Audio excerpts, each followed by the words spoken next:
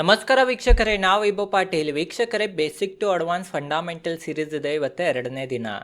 ಇವತ್ತು ನಾವು ವೀಕ್ಷಕರೇ ಮಾರ್ಕೆಟ್ ಕ್ಯಾಪ್ ಅಂದರೆ ಏನಂತ ತಿಳ್ಕೊಳ್ಳೋಣ, EPS ಅಂದರೆ ಏನಂತ ತಿಳ್ಕೊಳ್ಳೋಣ, ಮತ್ತು ಪಿ ರೇಷೋ ಅಂದರೆ ಏನಂತ ತಿಳ್ಕೊಳ್ಳೋಣ. ಇವು 3 ರೇಷೋ ಬಗ್ಗೆ ಇವತ್ತಿನ ಈ ವಿಡಿಯೋನಾಗ ನಾವು ಡೀಟೇಲ್ದಾಗ ತಿಳ್ಕೊಳ್ಳೋಣ. ನಿನ್ನೆ ವಿಡಿಯೋನಾಗ ನಾವು ವೀಕ್ಷಕರೇ ಬೇಸಿಕನ್ನು ಕ್ಲಿಯರ್ ಮಾಡಿದ್ನಿ. ಸ್ಟಾಕ್ ಮಾರ್ಕೆಟ್ ಬಗ್ಗೆ ನಿಮಗೆ ಏನೂ ಗೊತ್ತಿರಲಿಲ್ಲ ಅಂದ್ರೂ ಆ ವಿಡಿಯೋ ನೋಡೋದ್ರಿಂದ ನಿಮ್ಗೆ ಸ್ಟಾಕ್ ಮಾರ್ಕೆಟ್ ಬಗ್ಗೆ ಎಲ್ಲ ವೀಕ್ಷಕರಿಗೆ ಗೊತ್ತಾಗ್ತೈತಿ. ಆ ವಿಡಿಯೋ ನೋಡೋದಿದ್ರೆ ಇಲ್ಲಿ ಬಟನ್ನ ವಿಡಿಯೋದ ಲಿಂಕ್ ಐತಿ ಅಥವಾ ಡಿಸ್ಕ್ರಿಪ್ಷನ್ ಐತಿ. ಆ ವಿಡಿಯೋನ ಹೋಗಿನ ಈ ವಿಡಿಯೋ ನೋಡ್ರಿ, ಅಂದ್ರೆ ನಿಮ್ಗೆ ಕರೆಕ್ಟಾಗಿ ಗೊತ್ತಾಗ್ತೈತಿ. ಇದನ್ನು ಸಿರೀಸ್ ನಡೆಸಿಲ್ಲ ರೀ, ಬೇಸಿಕ್ ಟು ಅಡ್ವಾನ್ಸ್ ಫಂಡಾಮೆಂಟಲ್ದ. ಅದು ವೀಕ್ಷಕರೇ ಒಂದು ವಿಡಿಯೋನ ಮಿಸ್ ಮಾಡ್ಕೊಳಕ್ಕೆ ಹೋಗ್ಬೇಡ್ರಿ. ಒಂದು ವಿಡಿಯೋನ ನೀವು ಏನರೇ ಮಿಸ್ ಮಾಡ್ಕೊಂಡ್ರಿ ಅಂತಂದ್ರೆ ನಿಮಗೆ ಭಾಳ ದೊಡ್ಡ ನಷ್ಟ ಆಗೋ ಚಾನ್ಸಸ್ ಇರ್ತೈತಿ. ಯಾಕಂತಂದ್ರೆ ಇದು ಯಾವುದು ಎಂಟರ್ಟೈನ್ಮೆಂಟ್ದ ವಿಡಿಯೋ ಇಲ್ಲ, ಇದು ವೀಕ್ಷಕರೇ ಸ್ಟಾಕ್ ಮಾರ್ಕೆಟ್ದ ಐತಿ. ಅದ ಕಾರಣ ವೀಕ್ಷಕರೇ ಯಾವಾಗನ್ನು ಹೇಳ್ತೇನೆ ನಾ, ವಿಡಿಯೋನ ಒಟ್ಟು ಸ್ಕಿಪ್ ಮಾಡಕ್ಕೆ ಹೋಗ್ಬೇಡ್ರಿ. ಮತ್ತು ಎಲ್ಲ ವಿಡಿಯೋಗಳ ಲೈನ್ಲೇ ನೋಡ್ರಿ, ಒನ್ ಬೈ ಒನ್. ಈಗ ನಿನ್ನೆ ಡೇ 1 ಐತೆ, ಇವತ್ತು ಡೇ 2 ಐತಿ, ನಾಳೆ ಡೇ 3 ಬರ್ತೈತಿ. ಹಂಗೆ ವೀಕ್ಷಕರೇ ಒಂದು ವಿಡಿಯೋಗಳ ಕಂಟಿನ್ಯೂ ನೋಡ್ಕೊಂತ ಹೋಗ್ರಿ, ಅಂದ್ರೆ ನಿಮ್ಗೆ ಕರೆಕ್ಟಾಗಿ ಗೊತ್ತಾಗ್ಬಿಡ್ತೈತಿ. ಬರ್ರಿ ಈಗ ನಾವು ಫಸ್ಟ್ ಮಾರ್ಕೆಟ್ ಕ್ಯಾಪ್ ಅಂದ್ರೆ ಏನಂತ ತಿಳ್ಕೊಳ್ಳೋಣ. ನೋಡ್ಬೋದು ವೀಕ್ಷಕರೇ, ಇದು ನಂದು ಸ್ಕ್ರೀನ್ ನಿಮಗೆ ಕಾಣತೈತೆ ಅಂತ ನನಗೆ ಅನಿಸ್ತೈತಿ. ನೋಡ್ಬೋದಾ, ಇದು ಸ್ಕ್ರೀನ್ನಾಗ screener.in ಅಂತ ವೀಕ್ಷಕರಿಗೆ ಗೂಗಲ್ನಾಗ ಹೊಡೆದೇನಿ. ಈ screener.in ವೆಬ್ಸೈಟ್ನಾಗ ಇದೇನಿ. ನಿಮ್ಮ ಕಡೆ ಮೊಬೈಲ್ ಇದ್ರೆ ನೀವು ಮೊಬೈಲ್ನಾಗೂ ವೀಕ್ಷಕರೇ ಇವ್ರದ್ದು ಆ್ಯಪ್ ಬರ್ತೈತಿ, ಆ್ಯಪನ್ನು ಡೌನ್ಲೋಡ್ ಮಾಡ್ಬೋದು. ಅಥವಾ ಮೊಬೈಲ್ನಾಗ ಕ್ರೋಮ್ ಇರ್ತೈತಲ್ಲ ರೀ, ಕ್ರೋಮ್ನಾಗ screener.in ಅಂತ ಹೊಡೆದ್ರಿ ಒಂದೇ ವೀಕ್ಷಕರೇ ಯಾವ ವೆಬ್ಸೈಟ್ ಬರ್ತೈತಿ ಆ ವೆಬ್ಸೈಟ್ಗೆ ಹೋಗ್ರಿ. ಹೋಗೋಣ ವೀಕ್ಷಕರೇ, ಈ ಥರ ನಿಮಗೆ ಕಾಣ್ತೈತಿ. ಇಲ್ಲಿ ಸರ್ಚ್ನೇ ಹೋಗಿ ಯಾವ ಬೇಕಾದ ಸ್ಟಾಕನ್ನು ನೀವು ಆರಿಸ್ಕೋಬೋದಾ. ನಾ ಈಗ ಸದ್ಯ ಡಿಮಾರ್ಟ್ದ ಅನಾಲಿಸಿಸ್ ಮಾಡಿದ್ದೇನೆ. ಡಿಮಾರ್ಟ್ ವೀಕ್ಷಕರೇ ಏನು ಸ್ಟಾಕ್ ಐತಿ, ಅದು ಸ್ಟಾಕ್ ಮಾರ್ಕೆಟ್ನಾಗ ಅವೆನ್ಯೂ ಸೂಪರ್ ಮಾರ್ಟ್ ಅಂತ ಲಿಸ್ಟೆಡ್ ಐತಿ. ನಾನು ನೋಡ್ಬೋದು, ನೀವು ಅವೆನ್ಯೂ ಸೂಪರ್ ಮಾರ್ಟ್ದನ್ನು ಇಲ್ಲಿ ವೀಕ್ಷಕರೇ ತೆಗೆದೇನೆಲ್ಲ ಫಂಡಾಮೆಂಟಲ್ ನೋಡ್ಬೋದು. ವೀಕ್ಷಕರೇ ಇಲ್ಲಿ ಅವೆನ್ಯೂ ಸೂಪರ್ ಮಾರ್ಟ್ದ ಫಂಡಾಮೆಂಟಲ್ ಅನಾಲಿಸಿಸ್ ಮಾಡೋಣ ಇವತ್ತು. ಈ screener.inನಾಗ ಈ ಸ್ಟಾಕನ್ನು ನಾ ತೊಗೊಂಡೇನಿ. ಮಾರ್ಕೆಟ್ ಕ್ಯಾಪ್ ನೋಡ್ಬೋದು, ಇಲ್ಲಿ ಫಸ್ಟ್ ಮಾರ್ಕೆಟ್ ಕ್ಯಾಪ್ ಅಂತ ಐತಿ.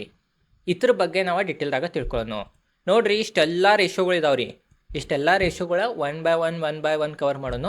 ಇವತ್ತು ಬರೀ ಮಾರ್ಕೆಟ್ ಕ್ಯಾಪ್ ಅಂದರೆ ಏನಂತ ತಿಳ್ಕೊಳ್ಳೋಣ, ಎದಕ್ಕೆ ನಾವು ಯೂಸ್ ಮಾಡ್ತೇವೆ, ಅದರಲ್ಲೇ ಫಂಡಾಮೆಂಟಲ್ ಅನಾಲಿಸಿಸ್ನಾಗ ನಮಗೆ ಯಾವ ಥರ ಉಪಯೋಗ ಆಗ್ತೈತಿ ಮಾರ್ಕೆಟ್ ಕ್ಯಾಪ, ಅದ್ರ ಬಗ್ಗೆ ತಿಳ್ಕೊಳ್ಳೋಣ. EPS ಬಗ್ಗೆ ತಿಳ್ಕೊಳ್ಳೋಣ, EPS ಅಂದರೆ ಏನು, ಅದ್ರ ಫುಲ್ ಫಾರ್ಮ್ ಏನು, ಅದು ಎದಕ್ಕೆ ಯೂಸ್ ಮಾಡ್ತೀವಿ ಅಂತ ತಿಳ್ಕೊಳ್ಳೋಣ.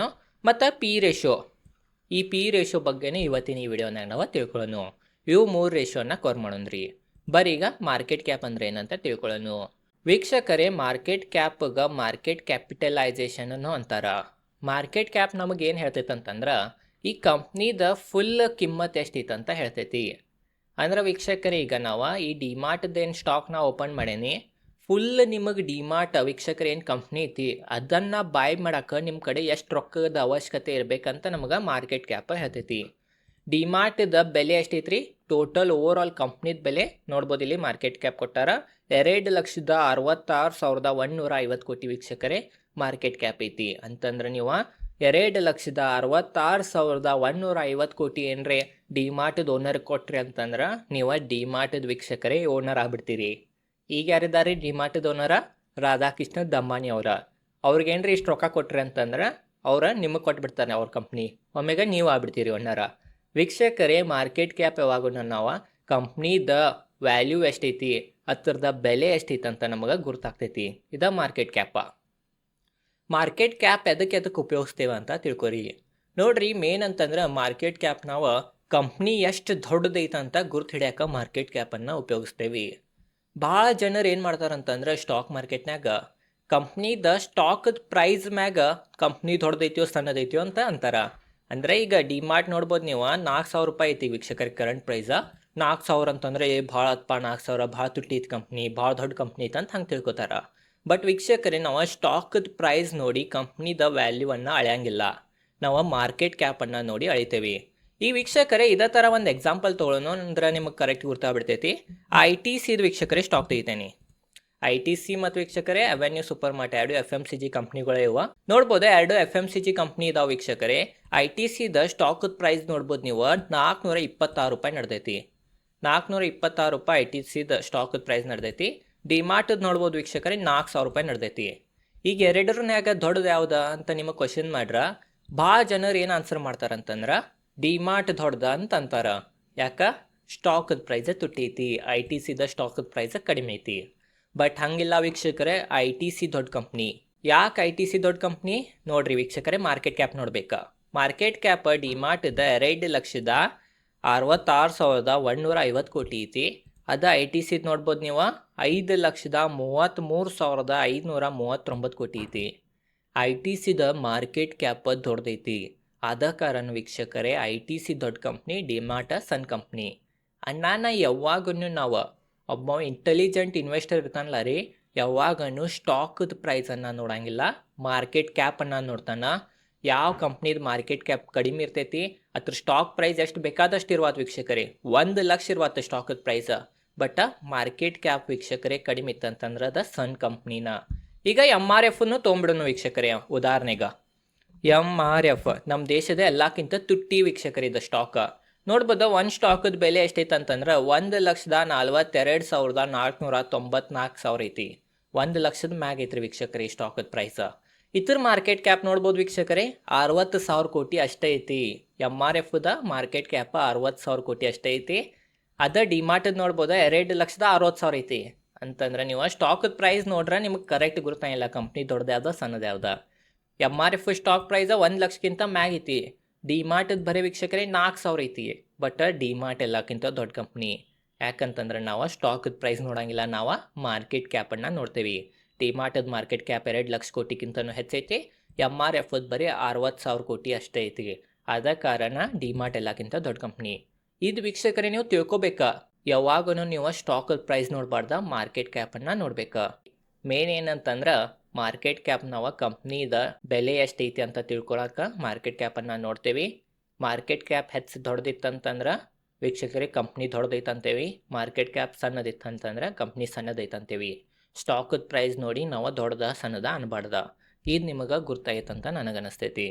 ವೀಕ್ಷಕರೇ ನೋಡ್ರಿ, ಮಾರ್ಕೆಟ್ ಕ್ಯಾಪನ್ನು ಹೆಂಗೆ ನಾವು ತೆಗಿತೇವಿ, ಫಾರ್ಮುಲಾ ಏನಂತ ಅದನ್ನು ತಿಳ್ಕೊಂಬಿಡೋನು. ಮಾರ್ಕೆಟ್ ಕ್ಯಾಪ್ ನಾವು ಯಾವ ರೀತಿ ತೆಗಿತೇವಂತಂದ್ರೆ ಸ್ಟಾಕದ ಕರೆಂಟ್ ಪ್ರೈಸ್ ಮತ್ತು ವೀಕ್ಷಕರೇ ಇಂಟು ಮಾಡಿ total number of outstanding shares. ಇದೈತ್ಲ ರೀ ವೀಕ್ಷಕರೇ 65.1 ಕೋಟಿ ಶೇರ್ ಇದಾವೆ ಡಿಮಾರ್ಟಿದ. ಅದನ್ನು ನೀವು 4,090 ವೀಕ್ಷಕರೇ ಏನಂದ್ರೆ ಗುಣಿಸಿರಂತರ ಇಂಟು ಮಾಡ್ರಿ ಅಂತಂದ್ರೆ ನಿಮಗೆ ಮಾರ್ಕೆಟ್ ಕ್ಯಾಪ್ ಸಿಗ್ತೈತಿ.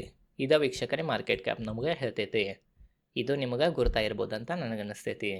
ಈಗ ಬರೀ ವೀಕ್ಷಕರೇ ಇ ಪಿ ಎಸ್ ಬಗ್ಗೆ ತಿಳ್ಕೊಳ್ಳೋನು. ಇ ಪಿ ಎಸ್ ಅಂದ್ರೆ ವೀಕ್ಷಕರೇ ಅರ್ನಿಂಗ್ ಪರ್ ಶೇರ್. ಒಂದು ಶೇರಿಗೆ ಕಂಪ್ನಿ ಎಷ್ಟು ರೂಪಾಯಿ ಗಳಿಸ್ತೈತಂತ ನಮಗೆ ಇ ಪಿ ಎಸ್ ಹೇಳ್ತೈತಿ. ವೀಕ್ಷಕರೇ ಇ ಪಿ ಎಸ್ದ ಫಾರ್ಮುಲಾ ಏನಂತ ಹೇಳ್ತೇನೆ ನೋಡ್ರಿ. ಇ ಪಿ ಎಸ್ ಫಾರ್ಮುಲಾ ಏನಂತಂದ್ರೆ ಕಂಪ್ನಿದ ನೆಟ್ ಇನ್ಕಮ್ ಅಥವಾ ನೆಟ್ ಪ್ರಾಫಿಟನ್ನು ಅನ್ಬೋದು ನೀವು, ಮೈನಸ್ ಡಿವಿಡೆಂಟ್. ಕಂಪ್ನಿ ಎಷ್ಟು ಡಿವಿಡೆಂಟ್ ಕೊಡ್ತೈತೆ ಅದನ್ನು ಮೈನಸ್ ಮಾಡ್ಬೇಕು, divided by total number of outstanding shares ಮಾಡ್ರೆ ವೀಕ್ಷಕರೇ ನಮಗೆ ಇ ಪಿ ಎಸ್ ಸಿಗ್ತೈತಿ. ಇ ಪಿ ಎಸ್ ವೀಕ್ಷಕರೇ ಪ್ರತಿ ಶೇರಿಗೆ ಎಷ್ಟು ರೂಪಾಯಿ ಗಳಿಸ್ತೈತಿ ಅಂತ ಕಂಪ್ನಿ ಹೇಳ್ತೈತಿ. ಇದು ವೀಕ್ಷಕರೇ E P S. E P S ಎದಕ್ಕೆ ನಾ ಫಸ್ಟ್ ಏನಂತಂದ್ರೆ ಈಗೇನು ನಾವು ನೆಕ್ಸ್ಟ್ ಪಿ ರೇಷೋ ಬಗ್ಗೆ ಕಲಿತೇವಲ್ಲ ರೀ, ಅವ ವೀಕ್ಷಕರೇ ಇದು ಇ ಪಿ ಎಸ್ ಬರ್ತೈತಿ. ಅನ್ನೋದನ್ನ ನಾವು ಫಸ್ಟ್ ಇ ಪಿ ಎಸ್ ಕಲಿತನ ಪಿ ರೇಷೋ ಕಲಿಬೇಕಾ. ಇ ಪಿ ಎಸ್ ನಿಮಗೆ ಗುರ್ತಾಗಿರ್ಬೋದು ಅಂತ ನನಗೆ ಅನಿಸ್ತೈತಿ. ಒಂದು ಶೇರ್ಗೆ ಕಂಪ್ನಿ ಎಷ್ಟು ಗಳಿಸ್ತೈತೆ ಅಂತ ಇ ಪಿ ಎಸ್ ಹೇಳ್ತೈತಿ. ಡಿಮಾರ್ಟದ ಇ ಪಿ ಎಸ್ ಎಷ್ಟೈತ್ರಿ 41.6 ರೂಪಾಯಿ ಐತಿ. ಅಂತಂದ್ರೆ 4,001 ಶೇರ್ಗೆ ಇಷ್ಟು ರೂಪಾಯಿ ಗಳಿಸ್ತೈತಿ ಕಂಪ್ನಿ. ಇದು ವೀಕ್ಷಕರೇ ನಮಗೆ ಇ ಪಿ ಎಸ್ ಹೇಳ್ತೈತಿ. ಈಗ ಬರೀ ವೀಕ್ಷಕರೇ ಪಿ ರೇಷೋ ಬಗ್ಗೆ ತಿಳ್ಕೊಳ್ಳೋನು. ಪಿ ರೇಷೋ ವೀಕ್ಷಕರೇ ಭಾಳ ಕಾಂಪ್ಲಿಕೇಟೆಡ್ ಐತಿ. ಪಿ ರೇಷೋ ವೀಕ್ಷಕರೇ ಸ್ಟಾಕ್ ಮಾರ್ಕೆಟ್ನಾಗ ಭಾಳ ಇಂಪಾರ್ಟೆಂಟ್. ಮತ್ತು ಇದನ್ನು ನಾವು ಫಂಡಮೆಂಟಲ್ ಅನಾಲಿಸಿಸ್ ಮಾಡತ್ತೀವಲ್ಲ ರೀ, ಅದ್ರಾಗ್ರೆ ವೀಕ್ಷಕರೇ ಪಿ ರೇಷೋದ ಇಂಪಾರ್ಟೆನ್ಸ್ ಭಾಳ ಐತಿ. ಅಣ್ಣಾನ ಇದ್ರ ಬಗ್ಗೆ ಇನ್ನೂ ಒಂದು ಡೀಟೇಲ್ದಾಗ ನಾಳೆ ದಿನ ಇನ್ನೂ ಒಂದು ಡೀಟೇಲ್ದಾಗ ಕಲಿಯೋನು. ಈಗ ವೀಕ್ಷಕರೇ ಅಷ್ಟ ಸ್ವಲ್ಪ ಕಳೆದ ಬೇಸಿಕನ್ನು ಕ್ಲಿಯರ್ ಮಾಡ್ಕೊಳ್ಳೋನು ಪಿ ರೇಷೋದ. ಪಿ ರೇಷೋ ನಾವು ಹೆಂಗೆ ಕಂಡು ಹಿಡಿತೀವಿ, ಅದರ ಫಾರ್ಮುಲಾ ಏನಂತ ಎಲ್ಲ ನಾವು ಸರಳವಾಗಿ ತಿಳ್ಕೊಳ್ಳೋನು. ಮತ್ತು ನಾಳೆ ವಿಡಿಯೋನ್ಯಾಗ ಬರೀ ಪಿ ರೇಷೋಗನ್ನ ವೀಕ್ಷಕರೇ ಫುಲ್ ಟೈಮನ್ನು ಸ್ಪೆಂಡ್ ಮಾಡಿ ಅದನ್ನು ಮಾಸ್ಟರ್ ಮಾಡ್ಕೊಳ್ಳೋನು ನಾವು. ನೋಡಿರಿ ವೀಕ್ಷಕರೇ ಪಿ ರೇಷೋ. ಪಿ ರೇಷೋ ಅಂದರೆ ಏನ ತಿಳ್ಕೊರಿ. ಪಿ ಅಂತಂದ್ರೆ ಪ್ರೈಸ್ ಟು ಅರ್ನಿಂಗ್. ಸ್ಟಾಕದ price divided by E P S ಮಾಡ್ರೆ ವೀಕ್ಷಕರೇ ನಮಗೆ ಪಿ ರೇಷೋ ಬರ್ತೈತಿ. ಪಿ ರೇಷೋ ವೀಕ್ಷಕರೇ ನಮಗೇನು ಹೇಳ್ತೈತೆ ಅಂತಂದ್ರೆ ನಾವು ಎಷ್ಟು ರೂಪಾಯಿ ಕೊಟ್ರೆ ಕಂಪ್ನಿ 1 ರೂಪಾಯಿ ಗಳಿಸ್ಕೊಡ್ತೈತೆ ನಮಗಂತ ಪಿ ರೇಷೋ ಹೇಳ್ತೈತಿ. ನೋಡ್ಬೋದಾ ಡಿಮಾರ್ಟ್ದ ಪಿ ರೇಷೋ ಎಷ್ಟೈತೆ ಅಂತಂದ್ರೆ 98.3 ಐತಿ. ಅಂತಂದ್ರೆ 98 ರೂಪಾಯಿ ಐತೆ ಅಂತ ತಿಳ್ಕೊರಿ. 98 ವೀಕ್ಷಕರೇ ಪಿ ಡಿಮಾರ್ಟ್ದ ಐತಿ. ನೀವು ಏನ್ರಿ ಡಿಮಾರ್ಟ್ಗೆ 98 ರೂಪಾಯಿ ಕೊಟ್ರಿ ಅಂತಂದ್ರೆ ಅದು ನಿಮಗೆ 1 ರೂಪಾಯಿ ಗಳಿಸಿ ಕೊಡ್ತೈತಿ. ಅಂದರೆ ಇದು 100 ರೂಪಾಯಿನ ಹಿಡಿಯೋನು ಸ್ವಲ್ಪ ತಿಳ್ಕೊಳಕ್ಕೆ ಈಸಿ ಆಗ್ತೈತಿ. ಡಿಮಾರ್ಟದ ಪಿ 100 ರೂಪಾಯಿ ಐತೆ ಅಂತ ತಿಳ್ಕೊರಿ. ನೀವು 100 ರೂಪಾಯಿ ಕೊಟ್ರಂದ್ರೆ ಡಿಮಾರ್ಟ್ಗೆ ನಿಮಗೆ ಡಿಮಾರ್ಟ್ 1 ರೂಪಾಯಿ ಗಳಿಸ್ಕೊಡ್ತೈತಿ. ಈಗ ಯಾರೇ ವೀಕ್ಷಕರೇ ನಿಮ್ಮ ಮನೆಗೆ ಬಂದ್ರಬ್ರ ಒಂದು ಸ್ಕೀಮ್ ಐತೆ ನನ್ನ ಕಡೆ, ನೀವು 100 ರೂಪಾಯಿ ಕೊಟ್ಟರೆ ನಾನು ನಿಮಗೆ 1 ರೂಪಾಯಿ ಗಳಿಸ್ಕೊಡ್ತೇನೆ ಅಂತ ಹೇಳ್ತಾರೆ ಅವ್ರು. ನೀವು ಅಂಥ ಸ್ಕೀಮ್ನ ಇನ್ವೆಸ್ಟ್ ಮಾಡ್ತೀರೇನಿಲ್ಲ ಅಂತ ಕಮೆಂಟ್ ಸೆಕ್ಷನ್ ಹೇಳ್ರಿ. ಮಾಡಂಗಿಲ್ಲ, ಯಾಕಂತಂದ್ರೆ ವೀಕ್ಷಕರೇ ಭಾಳ ಕಡಿಮೆ ರಿಟರ್ನ್ ಆತ. ನೀವು ಏನರೇ ವೀಕ್ಷಕರೇ 100 ರೂಪಾಯಿ ಹೂಡಿಕೆ ಮಾಡ್ರೆ 1 ರೂಪಾಯಿ ನಿಮಗೆ ಕೊಟ್ರೆ ಬರೀ 1% ಪ್ರಾಫಿಟ್ ಕೊಟ್ಟಂಗೆ ಆಗ್ತೀರಿ. ಅವ್ನು ಬರೀ ಎಷ್ಟು ರೂಪಾಯಿ ಕೊಟ್ರೆ 1 ರೂಪಾಯಿ ಗಳಿಸ್ಕೊಡ್ತೈತೆ ಅಂತ ನಮಗೆ ಪಿ ರೇಷಿಯೋ ಹೇಳ್ತೈತಿ. ಪಿ ರೇಷಿಯೋಲಿ ನಾವು ಕಂಪ್ನಿದ ವ್ಯಾಲ್ಯೂಯೇಷನನ್ನು ಕಂಡು ಹಿಡಿತೇವೆ ವೀಕ್ಷಕರೇ. ಇದು ನಿಮ್ದು ತಲೆಯಾಗಿರಲಿ. ಪಿ ರೇಷಿಯೋ ವೀಕ್ಷಕರೇ ಕಡಿಮೆ ಐತಿ ಅಥವಾ ಹೆಚ್ಚೈತಿ ಅಂತ ನಾವು ಹೆಂಗೆ ಕಂಡು ಹಿಡಿತೇವೆ ಅಂತಂದ್ರೆ, ಈ ಸೆಕ್ಟರ್ ಈಗ ಇದು ಅವೆನ್ಯೂ ಸೂಪರ್ ಮಾರ್ಟ್ ವೀಕ್ಷಕರೇ FMCG ಸೆಕ್ಟರ್ದ ಕಂಪ್ನಿ. ಈ ಸೆಕ್ಟರ್ದ ಬೇರೆ ಕಂಪ್ನಿಗಳು ಇರ್ತಾವೆ, ಅವ್ರ ಪಿ ರೇಷಿಯೋಗಳೇ ಕಂಪೇರ್ ಮಾಡ್ತೇವೆ. ಅಥವಾ ಈಗಿನ ಜನರ ಮತ್ತು ನಾವೆಲ್ಲ ಏನು ಹೆಚ್ಚು ಯೂಸ್ ಮಾಡ್ತೇವೆ ಅಂತಂದ್ರೆ ಕಂಪ್ನಿದ 5 ವರ್ಷದ ಎವರೇಜ್ ಪಿ ಎಷ್ಟೈತೆ ಅಂತ ನೋಡ್ತೇವೆ. ಹತ್ರದ ವೀಕ್ಷಕರೇ ಕೆಳಗಿತ್ತ ಅಥವಾ ಹತ್ತರ ಸಮೀಪನ ಇತ್ರ ಅಂಡರ್ ವ್ಯಾಲ್ಯೂಡ್ ಐತೆ ಅಂತ ನಾವು ಕನ್ಸಿಡರ್ ಮಾಡ್ತೇವೆ. ಅದು ಹೆಂಗೆ ಕಂಡು ಹಿಡಿಯೋದು ಅಂತಂದ್ರೆ, ಇಲ್ಲಿ ವೀಕ್ಷಕರೇ ಚಾರ್ಟ್ ಅಂತ ಐತಿ, ನಿಮಗೆ ಕಾಣ್ತಿರ್ಬೋದು, ನಾ ಮಾರ್ಕ್ ಮಾಡಿ ತೋರಿಸ್ತೇನೆ ಈ ಚಾರ್ಟ್. ಇಲ್ಲಿ ವೀಕ್ಷಕರೇ ಕ್ಲಿಕ್ ಮಾಡಿರಿ ಒಂದ್ಸಲ. ನೀವು ಮೊಬೈಲ್ನಾಗಿದ್ರೂ ವೀಕ್ಷಕರೇ ಬರ್ತೈತಿ ಇದೆಲ್ಲ ಫ್ಯೂಚರ್. ಇಲ್ಲಿ ಚಾರ್ಟ್ ಮ್ಯಾಗ ಒತ್ನಿ ವೀಕ್ಷಕರೇ, ಇದು ಓಪನ್ ಆತ. ಚಾರ್ಟ್ ನೋಡ್ಬೋದಾ, ಇಲ್ಲಿ ಪಿ ರೇಷಿಯೋ ಅಂತ ಐತಿ ನೋಡ್ಬೋದಾ. ಈಗ ಪ್ರೈಸಿಗೆ ವೀಕ್ಷಕರೇ ಇಲ್ಲಿ ಸೆಲೆಕ್ಟ್ ಮಾಡಿದ್ದೈತಿ, ಅದನ್ನು ತೆಗೆದು ನಾವು ಪಿ ರೇಷಿಯೋಗೆ ಸೆಲೆಕ್ಟ್ ಮಾಡ್ಬೇಕಾ. ನೋಡ್ಬೋದು, ನಾ ಪಿ ರೇಷಿಯೋಗೆ ಸೆಲೆಕ್ಟ್ ಮಾಡೀನಿ. ಇಲ್ಲಿ ವೀಕ್ಷಕರೇ 5 ವರ್ಷದ ಪಿ ರೇಷಿಯೋದ ಹಿಸ್ಟ್ರಿ ಬಂತು ನಮಗೆ. ಈ TTM ಏನು ಇದು EPS ಐತಿ ಇದನ್ನು ತೆಗೀರಿ, ಅಂದರೆ ಇವು ಬಾರ್ಗಳು ಹೋಗ್ಬಿಡ್ತಾವೆ, ಅದ್ರದ್ದೇನು ಹೆಚ್ಚು ಅವಶ್ಯಕತೆ ಇಲ್ಲ ನಮಗೆ. ನೋಡ್ಬೋದು ನೀವು ಇಲ್ಲಿ ಒಂದು ಡಾಟ್ ಲೈನ್ ಹೋಗೈತ್ರಿ ವೀಕ್ಷಕರೇ ಸ್ಟ್ರೇಟ್. ಇದು ನೋಡ್ರಿ, ಇದು ಲೈನ್, ಇದು ನಾನು ಪಿಂಕ್ ಲೈನದ ಮ್ಯಾಗ ಇತ್ತಲ್ಲ ರೀ ಲೈನ ಅದು ನಮಗೇನು ಹೇಳ್ತೈತೆ ಅಂತಂದ್ರೆ ಕಂಪ್ನಿದ 5 ವರ್ಷದ ಎವರೇಜ್ ಪಿ ಎಷ್ಟೈತೆ ಅಂತ ಹೇಳ್ತೈತಿ. ನೀವು ಈ ಡಾಟ್ ನೋಡ್ಕೊಂಡು ಹೋಗೋದು ಅವಶ್ಯಕತೆ ಇಲ್ಲ, ಕೆಳಗೆ ಕೊಟ್ಟ ಬಿಡ್ತೈತಿ. ಇಲ್ಲಿ ನೋಡ್ಬೋದಲ್ಲಿ ಮೀಡಿಯನ್ ಪಿ 123 ಐತ್ರಿ. 5 ವರ್ಷದ ನಾವು ಎವರೇಜ್ ಪಿ ಅನ್ನು ತೆಗೆದ್ರೆ ಡಿಮಾರ್ಟ್ ಸ್ಟಾಕ್ದ 123.3 ಐತಿ. ಈಗ ಎಷ್ಟಕ್ಕೆ ಟ್ರೇಡ್ ಆಗತೈತ್ರಿ ನೋಡ್ಬೋದು ವೀಕ್ಷಕರೇ. ಈ ಕರೆಂಟ್ ಎಷ್ಟು ಟ್ರೇಡ್ ಆಗತೈತೆ ಅಂದ್ರೆ 98ಗೆ ಟ್ರೇಡ್ ಆಗತೈತಿ. ಅಂದ್ರೆ ಅಂಡರ್ ವ್ಯಾಲ್ಯೂಡ್ ಐತಿ ಅಂತ ನಾವು ಕನ್ಸಿಡರ್ ಮಾಡ್ಬೋದು. ಬರೀ ಇದ ಒಂದು ವೀಕ್ಷಕರೇ ನಾವು ಫಾರ್ಮುಲಾನ ಯೂಸ್ ಮಾಡಿ ಪಿ ರೇಷಿಯೋನ ನೋಡಿ ಅಂಡರ್ ವ್ಯಾಲ್ಯೂಡ್ ಐತೆ ಅಂತ ಅನ್ನಕ್ಕೆ ಬರಂಗಿಲ್ಲ. ಈಗ ಇದು 1ನೇ ಸ್ಟೆಪ್ ರೀ. 2ನೇ ಸ್ಟೆಪ್ ಏನು ಮಾಡ್ಬೇಕಂತ ಹೇಳ್ತೇನೆ ನೋಡ್ರಿ. 2ನೇ ಸ್ಟೆಪ್ ಏನು ಮಾಡ್ಬೇಕಂತಂದ್ರೆ ಕಂಪ್ನಿದ ಪ್ರಾಫಿಟ್ ಗ್ರೋತ್ ಯಾವ ಥರ ಗ್ರೋ ಆಗತೈತೆ ಅಂತ ನೋಡ್ಬೇಕಾ. ಸ್ಟಾಕ್ ಮಾರ್ಕೆಟ್ ಯಾವಾಗನೂ ವೀಕ್ಷಕರೇ ಫ್ಯೂಚರ್ನಾಗ ಕಂಪ್ನಿದ ಪ್ರಾಫಿಟ್ ಯಾವ ಥರ ಇರ್ತೈತೆ ಅಂತ ನೋಡ್ತೈತಿ. ಈ ಕಂಪ್ನಿ ಸದ್ಯ ಲಾಸ್ ಮಾಡತೈತಿ, ಫ್ಯೂಚರ್ನಾಗ ಅದು ಪ್ರಾಫಿಟ್ ಮಾಡ್ತೈತೆ ಅಂತಂದ್ರೆ ಅದಕ್ಕೆ ವೀಕ್ಷಕರೇ ಪಿ ರೇಷಿಯೋ ಹೆಚ್ಚನ ಇರ್ತೈತಿ. ಕಂಪ್ನಿದ ಫ್ಯೂಚರ್ ಏನರ ಚಲೋ ಐತಂತಂದ್ರೆ ಪಿ ರೇಷಿಯೋ ತುಟ್ಟಿರ್ತೈತೆ ರೀ. ಕಂಪ್ನಿದ ವೀಕ್ಷಕರೇ ಫ್ಯೂಚರ್ನಾಗ ಅಷ್ಟೇನು ಡಿಮಾಂಡ್ ಇಲ್ಲ ಇದಿಲ್ಲ ಅಂತಂದ್ರೆ ಪಿ ರೇಷಿಯೋ ಕಡಿಮೆ ಇರ್ತೈತಿ. ಅದ ಕಾರಣ ನಾವೇನು ಮಾಡ್ಬೇಕಂತಂದ್ರೆ ಕಂಪ್ನಿದ ಪ್ರಾಫಿಟ್ ಗ್ರೋತ್ ಯಾವ ಥರ ಗ್ರೋ ಆಗತೈತೆ ಅಂತ ನೋಡ್ಬೇಕಾ.